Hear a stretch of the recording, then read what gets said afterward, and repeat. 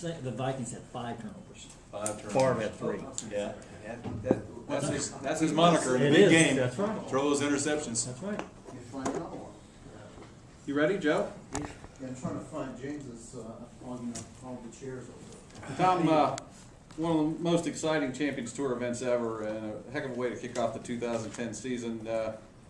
You and Fred go toe-to-toe on a smaller scale, but it was almost like you and Jack at the British Open there in Turnberry and Duel in the Sun. And this time you birdie 17 and 18 to overtake him and win.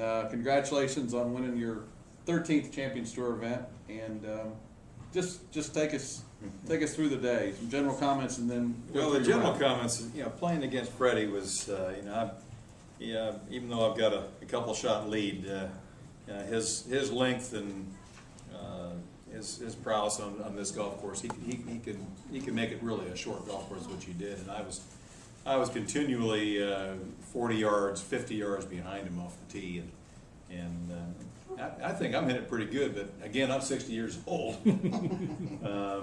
But overall, if I look at the whole round, the up and downs I made at both at 8 and 9 were the critical holes for me. I wasn't kind of in sync real well with my golf swing at that point, and I made a couple bad swings at 8, left at the right of the green, 9, I left at right of the green, had kind of tough up and downs, but I beautiful sand wedge shots up there real close and made both putts. And putting stroke was a lot better today. I don't know why.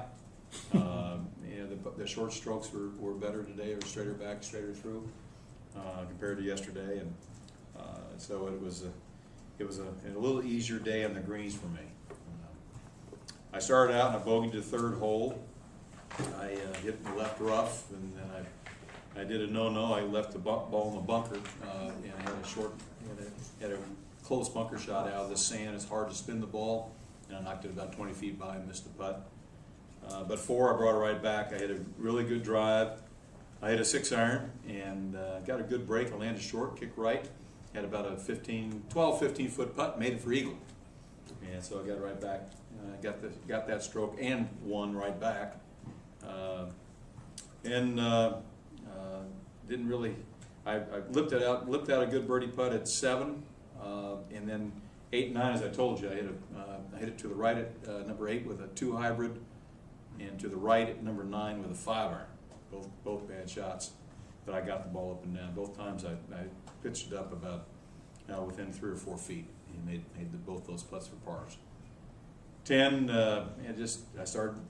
I didn't hit a particularly good drive, but I hit a really good 3-wood.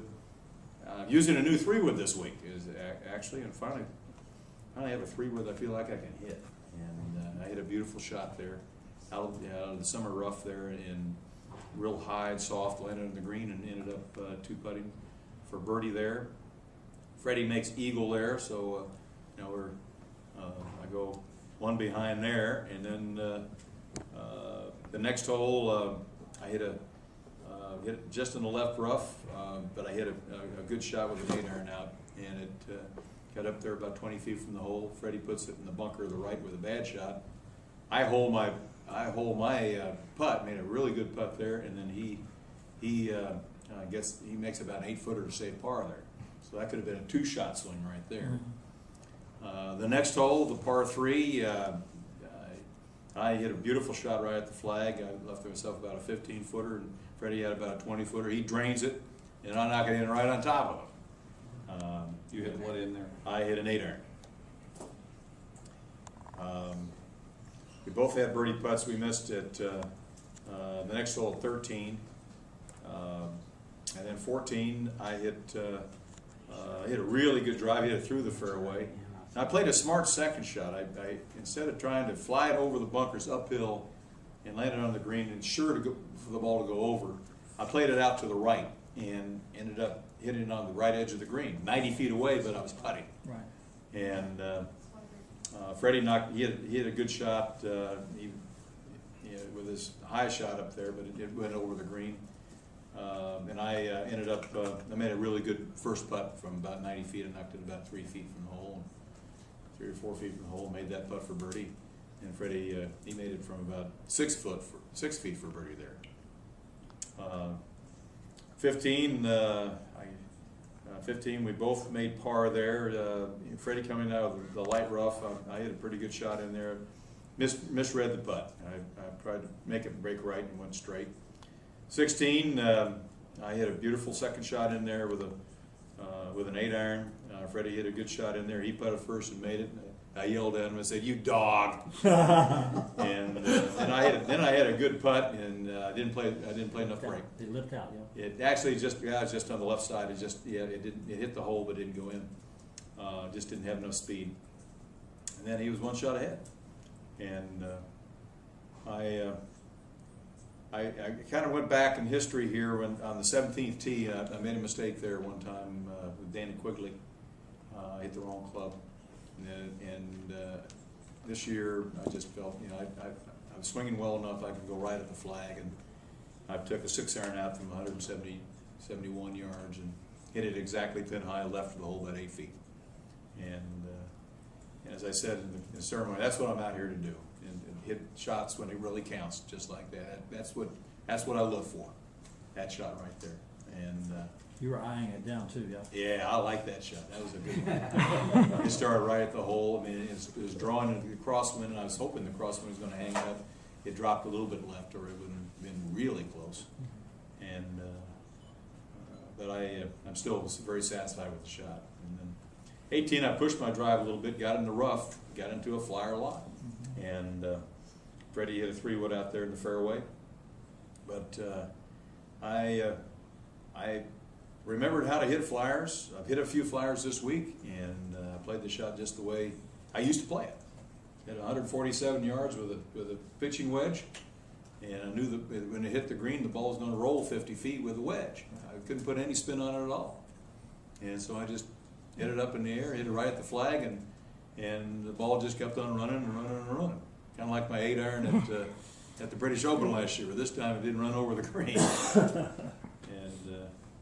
So I waited for Freddie to putt, and he missed it just left, and then it gave me an opportunity to win the tournament, which I did. Hit a good putt, went in, and first tournament win, and didn't win last year, that's how I judge my year. If I win a golf tournament, that's been a success, and so I started off the year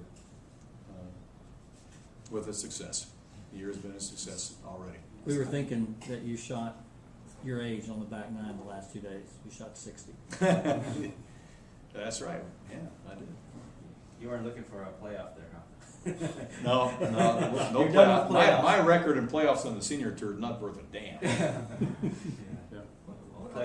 What club did you use when you were playing Quigley? I hit a 7-iron rather than an 7-iron. 8-iron. Too much. Yeah, and too much club. Tom, your putt at 18 is about 4.5 feet. I don't know. Probably 5 feet. 5, You made 5 or 6 every feet. short putt today. I did. Yeah, I And you did. said the other day you got to make them all, and you did. Yeah. Well, yesterday I said, I can afford 1 3-putt, but 3 3-putts I couldn't afford. And yeah, I did bring it back yesterday, but again, this is a horse race. You saw what happened at the end. I mean, it's just, there's neck and neck and neck and neck, and it was just, who had the last sprint. And unfortunately, I had the last sprint, the last 2 holes. He said he bailed on 17 because he figured it would make you birdie. He played a little safe. Well, I had no doubt in my mind what I had to do. Right. I had to make birdie, and I had to make it at 17. It's kind of a head-to-head duel final It period was, like yeah. this. When's the last time you've had Young something kid like against that? the old fart. When's the last time you've had one of these? That exciting, head-to-head. You go ahead, he goes ahead. Something like Don Pooley and I had a head-to-head duel for 5 extra holes in the U.S. Senior Open at Gays Valley. I think that was in 05, wasn't it? Was it 05? No, it was 05. And that was pretty good. That was a pretty good head-to-head duel right there. You won that one? No, I lost that one. Yeah, I lost that. He finally birdied, and it was it. What's it mean to win and why, finally? Well, 10 years ago, my dad died here, and he loved it over here. My mom loved it over here, and I've always loved Hawaii. My first trip over, I'll never forget staying this small two-story hotel, the Jim Colbert, I can't remember the name of the hotel, but Jim arranged for a free room for the week over there in Honolulu. And for the Hawaiian Open, it was open air. It was, you had the louvers, and there was no glass in the windows or anything. It was just great. And I fell in love with Hawaii right at the beginning there. And played a lot of years over there while I never won. Had a chance to win. Basically, I had a chance to win my first tournament in my career at Wildlife in '73, and I shot 76 the last round. I can't really remember that. But I was hitting some flyers back then. Remember hitting a 5-iron flyer or 6-iron flyer over the fourth green. It cost me a bogey or a double bogey in the last round. Should have played the flyer. How satisfying is it that this time you mentioned earlier that age prevailed? Fred's a great player just in general, but he's 10 years younger than you. How satisfying? Well, it is satisfying. We've talked about this last a couple days ago that nobody over 55 won in the senior tour or Champions Tour last year. So it's kind of fun having some people long in the tooth do it again. You said you were going to rectify that. Well, I'm glad it did. It was a good contest. It really was. It was. As I said, this is what I live for in my career, is to do what I did today. And I've had a few of them in my career, and I'm glad I had it. I don't think I'll probably have too many more, but I had this one. Mentioned all the times you come close to winning here in this state. 73 and also 05 with Dana. 06 you shoot a 63 to start the first round. What does it mean? You finally won it. This is your first win, and why? What does that mean to you? Maybe course knowledge has something to do with it. But I finally did. I haven't really fared very well in Bermuda.